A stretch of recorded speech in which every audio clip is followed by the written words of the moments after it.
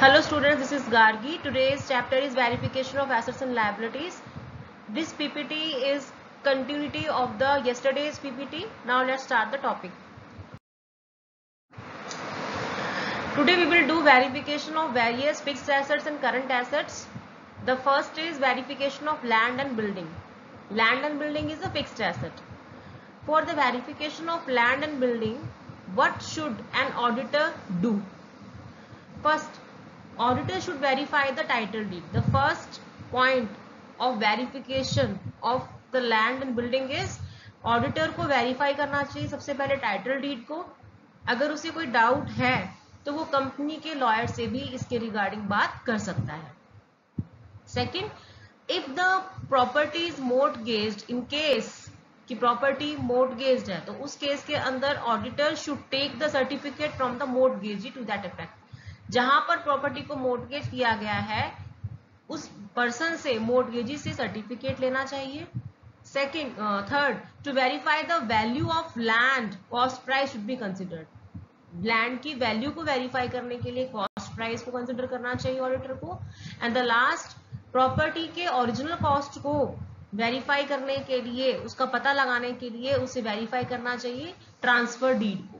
Transfer deed of the property should be verified by the auditor to know the original cost of the property. Now verification of freehold land and building. Auditor should verify first of all, वही same title deed का verification जरूरी है. उसे देखना होगा कि जो building है वो क्लाइंट के नेम में है या नहीं है. उसके बाद if there is any addition is made during the year in the building or land, तो उस केस में उसे वाउचिंग करनी होगी. वाउचिंग के लिए उसको उससे रिलेटेड जितने भी डॉक्यूमेंट्स होंगे उनको चेक करना होगा. और इन केस कोई पार्ट सोल्ड किया गया है ड्यूरिंग द ईयर तो auditor should vouch the sales also. Purchase के केस में उसको परचेज वाउचिंग करनी होगी और सेल के केस में सेल की ट्रांजेक्शन्स को वाउच करना होगा. Now last, if there is any profit और loss on the sale of the land और बिल्डिंग, कोई अगर प्रॉफिट या लॉस हुआ है तो उसकी भी रिकॉर्डिंग प्रॉपरली होनी चाहिए in the accounts. Or if there is any depreciation on land and building, then it should be properly checked by the auditor. Now verification of leasehold and land building. Leasehold and land building. Leasehold जो property होती है उसकी verification थोड़ी अलग हो जाती है. Auditor should verify the leasehold property by verifying the lease terms. सबसे पहले उसको वेरीफाई करना होगा जो लीज एग्रीमेंट होता है उसकी टर्म्स एंड कंडीशंस क्या हैं. He should note down all the conditions of lease. उसको सारी conditions को नोट डाउन करना होगा, उसको चेक करना होगा, फिजिकली भी उसको ऑब्जर्व करना होगा, चेक करना होगा लीज होल्ड प्रॉपर्टी को.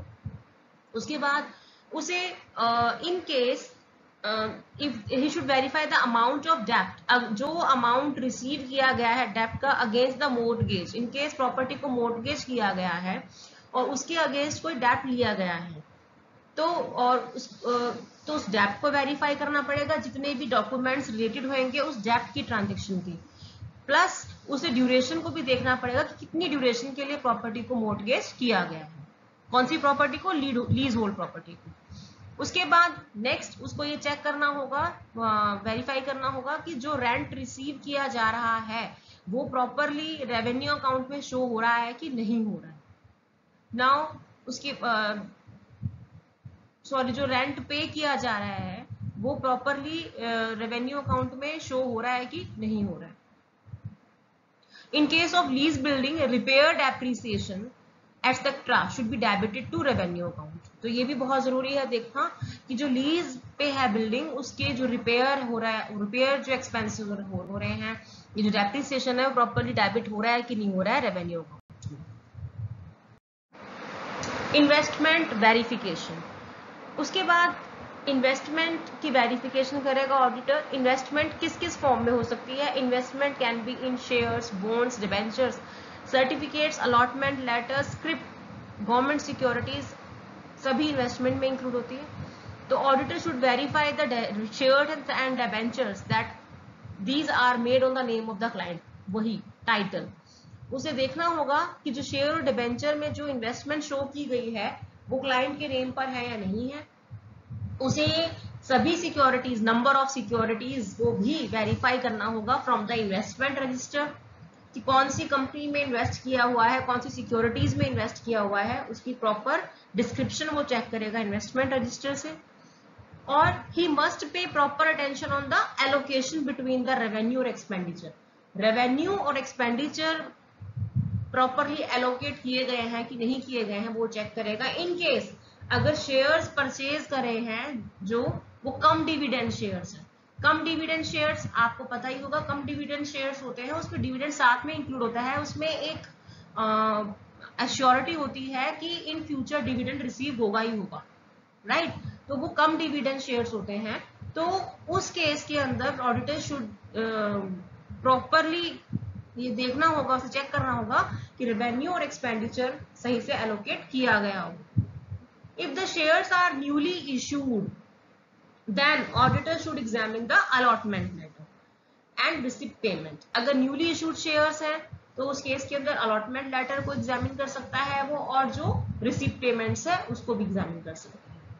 उसके बाद इन केस ऑफ सर्टिफिकेट्स, अगर शेयर सर्टिफिकेट है तो auditor should check that these are made in the name of the client, client के नेम में होने चाहिए और प्रॉपरली साइंड और सील्ड होने चाहिए।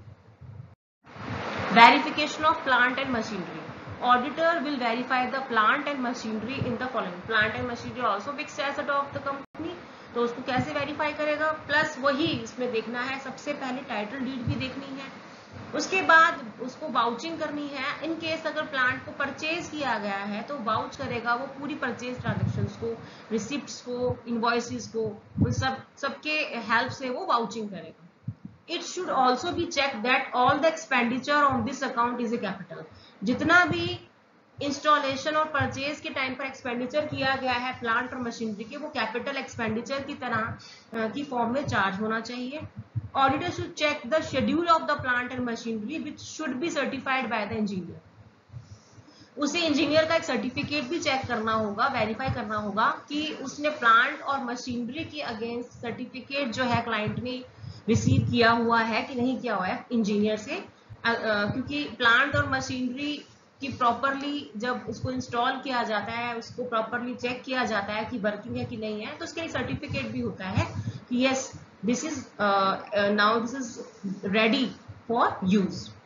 उसके बाद auditor should also do the physical checking भी जरूरी है मशीनरी की, फिजिकली भी उसको ऑब्जर्व करना होगा अगर पॉसिबल है ऑडिटर के लिए। Auditor should also verify that sufficient amount of depreciation उस पर लगाया जा रहा है या नहीं, वो भी उसे चेक करना होगा। Now verification of cash at bank. Cash at bank can be verified by the auditor in the following way. सबसे पहले वो बैंक पासबुक चेक करेगा, फिर वो कंपेयर करेगा पासबुक को कैश बुक के साथ, फिर वो इससे रिलेटेड बैंक से भी स्टेटमेंट जो है वो रिसीव कर सकता है, ऑब्टेन कर सकता है, कलेक्ट कर सकता है जितनी भी इंफॉर्मेशन बैंक के पास है क्लाइंट की, और सर्टिफिकेट भी वो कलेक्ट कर सकता है फ्रॉम द बैंक। उसके बाद वेरीफाई द कैश बैलेंस, वो कैश बैलेंस को वेरीफाई करेगा with the help of bank reconciliation statement. उसके बाद वो वेरीफाई कर सकता है फिक्स डिपॉजिट में कितना कैश है, वो डिपॉजिट रिसिप्ट्स देखेगा कि कितना है, और उससे रिलेटेड वो सर्टिफिकेट भी बैंक से ले सकता है। Verification of cash in hand, cash in hand को वेरीफाई करने की दो मेथड है। फर्स्ट मेथड ये है काउंटिंग, ऑल द जितना भी कैश है उसको काउंट करना और कंपेयर करना विद द बैलेंस शीट, कि जो बैलेंस शीट में कैश इन हैंड शो किया गया है वास्तव में उतना कैश इन हैंड है क्लाइंट के पास या नहीं है। इसके लिए जरूरी है कि जितना भी कैश है वो सारा का सारा सेम टाइम पर शो ऑडिटर के पास आना चाहिए ताकि वो उसकी अच्छे से काउंटिंग कर सके। Because one cash may not be counter balance by the other, और in case if auditor can not attend immediately on that particular date, तो उसको सब्सिक्वेंट डेट पर आना पड़ेगा ताकि कोई गड़बड़ ना हो। और he should count the cash in hand and vouch the पेटी cash by comparing it with books of account. उस कैश को फिर वो वेरीफाई करेगा with the help of the transactions made in the books of account. Second method ये है कि auditor जो है वो क्लाइंट से कह सकता है कि आपके पास जितना भी कैश इन हैंड है उसे बैंक में डिपॉजिट करा दिया जाए ऑन ए क्लोजिंग डेट। उसके बाद उससे अगले दिन एक चेक जो है should be drawn for cash by the client, और वो रीओपन करेगा फिर कैश अकाउंट को। उससे ऑटोमेटिकली पता चल जाएगा कितना कैश था क्लाइंट के पास, जो in hand cash. Now verification of goodwill, you all know goodwill is an intangible asset, और इसकी जो वैल्यू है वो डिपेंड करती है on the earning capacity of the business.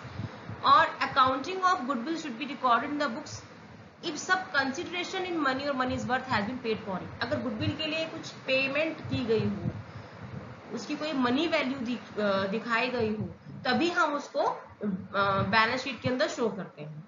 अब now for the verification of the goodwill the auditor should keep following points in consideration. First, वो method of valuation examine करेगा सबसे पहले। There are various methods of the valuation of goodwill. तो सबसे पहले वो method को देखिएगा कौन सा यूज किया गया है। उसके बाद इन केस अगर बिजनेस को परचेज किया गया है तो एग्रीमेंट जो है उसको प्रॉपरली चेक किया जाएगा, बिजनेस परचेज से रिलेटेड जो एग्रीमेंट है उसे। इन केस पार्टनरशिप फर्म है तो पार्टनरशिप डीड, जो डीड है उसे सही से स्टडी किया जाएगा, क्योंकि जब सेल परचेज की बात होती है बिजनेस की तो उस टाइम पर गुडविल की वैल्यूएशन होती है, राइट। ऐसे ही पार्टनरशिप फर्म के अंदर भी अगर जैसे कि पार्टनर रिटायर हुआ है, एडमिट हुआ है, या on the death of the partner, goodwill की वैल्यूएशन होती है। उसके बाद next point is unless goodwill has been purchase it should not be shown in the balance sheet. ये सभी को पता है, अगर कोई परचेज वैल्यू नहीं दिख रही है गुडविल की तो उस केस के अंदर उसको हम बैलेंस शीट में शो नहीं कर सकते। और राइटिंग ऑफ जो मेथड, गुडविल को राइट ऑफ करने का जो मेथड है उसकी पूरी प्रॉपर स्टडी होनी चाहिए।